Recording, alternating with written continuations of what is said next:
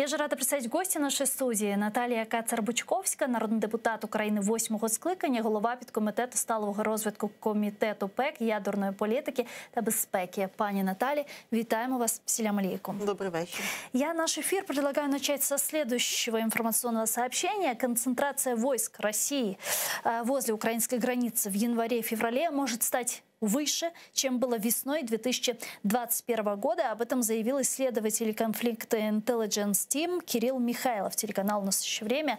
Вот что он сказал. Якщо 3 тижні тому ми спостерігали тільки перекидання 4-ї гвардійської танкової дивізії до кордону з нових частин, які там з'явилися, то тепер до неї додаються інші сили 1-ї гвардійської танкової армії. У Криму ми спостерігаємо появу окремих частин 49-ї, 58-ї армії Південного військового округу. Незважаючи на те, що російська пропаганда знову починає розповідати про якийсь там український наступ на територію Донбасу, зрозуміло, що танкові з'єднання потрібні не для захисту Донецька та Луганська, а щоб за наявності політичного рішення наступати на території, підконтрольній українській владі.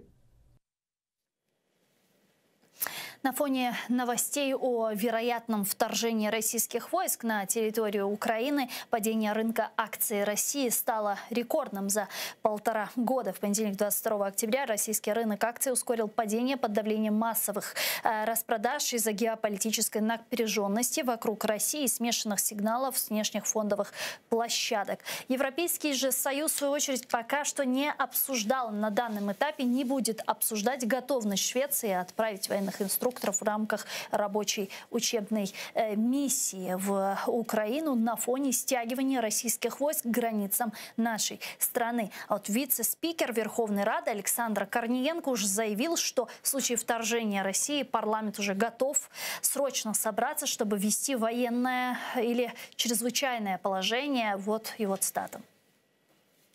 Якщо це не тиждень роботи в округах, я думаю, що потенціал там за кілька годин зібратися є. Верховна Рада може мати лише один план, якщо є завдання запровадити воєнний чи надзвичайний стан. Зробити відповідні голосування з боку Верховної Ради вона повинна протягом кількох годин.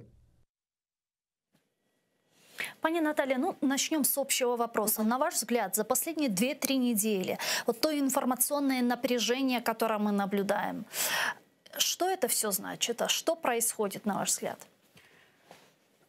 Ну, тут потрібно дуже обережно вживати будь-які слова, терміни, тому що ситуація дійсно є доволі напруженою.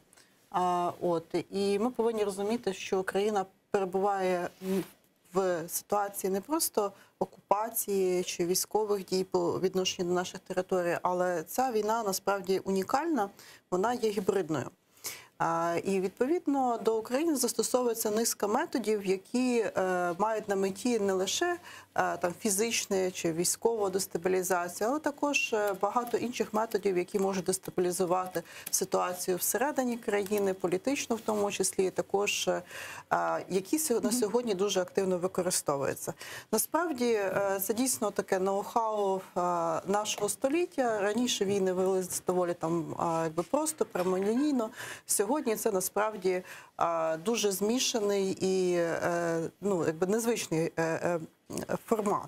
І в першу чергу, що ми бачимо зараз, це доволі сильна інформаційна атака з метою дестабілізації і сіяння паніки серед населення.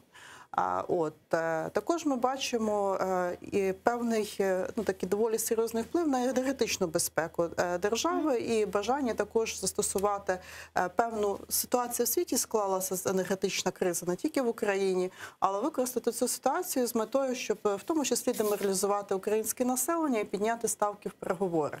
Також здійснюється певний геополітичний тиск, і все це разом використовуються певні болючі для українського суспільства теми. А тут багато думати не потрібно. От все, що розділяє суспільство, все, що виносить якусь певну сум'ятицю всередині України, воно все на руку для тих, хто використовує геополітичні і гібридні важелі для дестабілізації економіки.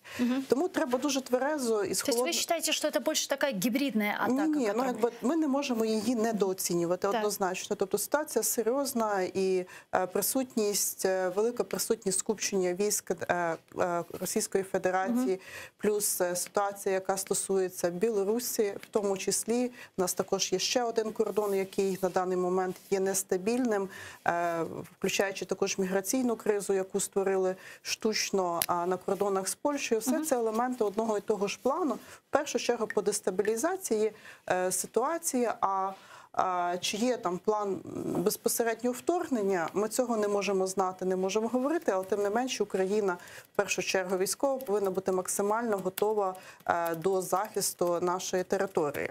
І наскільки я це бачу, всі дії для цього ведуться, і в принципі Україна має доволі сильну армію, а ми маємо багато достатніх сил для того, щоб захистити нашу територію. Тому в першу чергу я впевнена, що це і буде зроблено.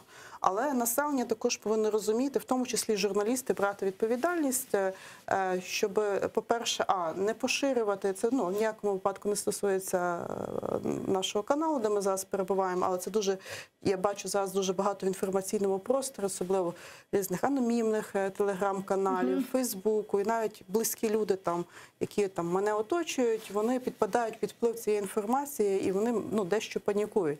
Тому дуже уважно стежити за інформацією, яку поширюємо, і про те, про що ми говоримо.